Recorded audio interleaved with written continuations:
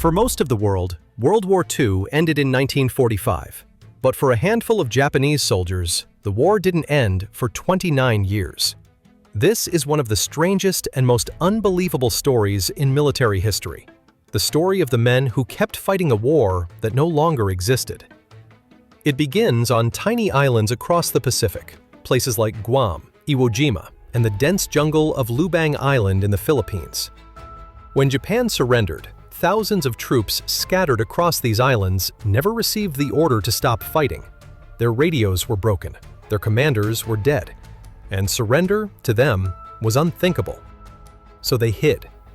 They survived off coconuts, stolen food, and sheer belief.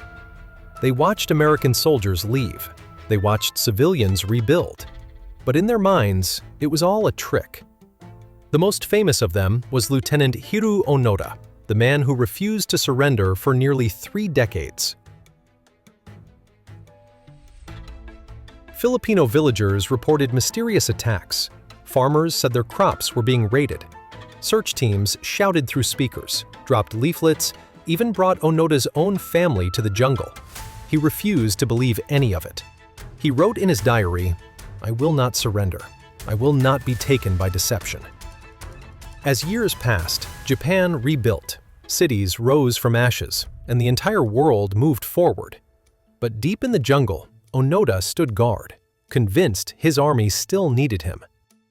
It wasn't until 1974, when a Japanese student named Norio Suzuki tracked him down, that everything changed. Onoda told him, "I will not surrender until my commanding officer orders it." So Japan found his former commander, now an elderly man running a bookstore, and flew him to the Philippines. Standing in the jungle, in a neatly pressed uniform he hadn't worn since 1945, the commander gave the final order.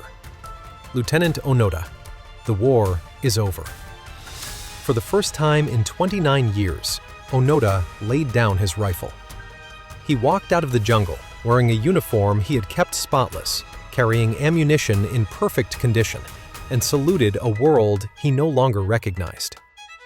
He was not the only one.